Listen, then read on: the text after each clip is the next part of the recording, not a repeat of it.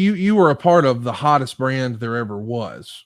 You know, WWF was on absolute fire when you leave. I mean, there's never been a wrestling company that had more top line ever than the WWF. And you felt like maybe they didn't appreciate or respect your talents, or you weren't being paid in accordance with your talents, whatever the reason may be. We've covered it in the archives.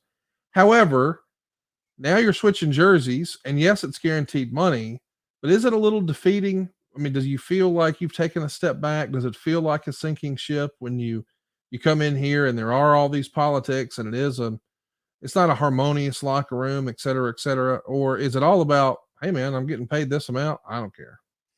So sinking ship would be, in my delusional optimism, not something I would have said back then. I would have said, whew, we are really in some turbulent water here. This is a mess. But guess what, Conrad? Once we get through this next hurricane, we're going to be just fine. And there's going to be sunny days, and it'll be bright, and it'll be smooth sailing, and we're going to get this thing back on track. I really think my eternal optimism has always been in play. Sometimes it's a positive, sometimes it's a negative. I've caught myself over the last couple of years doing this pod. You know, was it really a negative? Maybe, maybe not. But certainly I had blinders on. But, you know, so sinking ship, no. But going through a turbulent, I mean, it was a mess. I've never been, and hope to never be, in a situation that had, I mean, not even close to one person that I could candidly say the buck stops with him. Even in the Russo early days, even when, okay, Eric and Vince came back together, okay, that's two people. Then when that was over, there was never any one person in charge.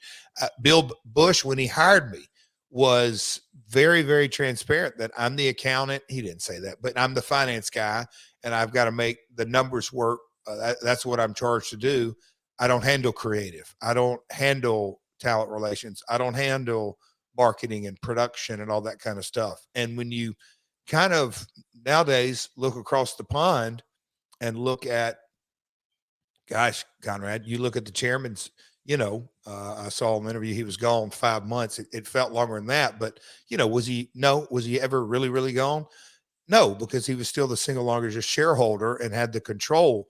And that is, I think that's such a lesson to learn when you look that, you know, you have to have a singular leader in the professional wrestling industry, or it doesn't work.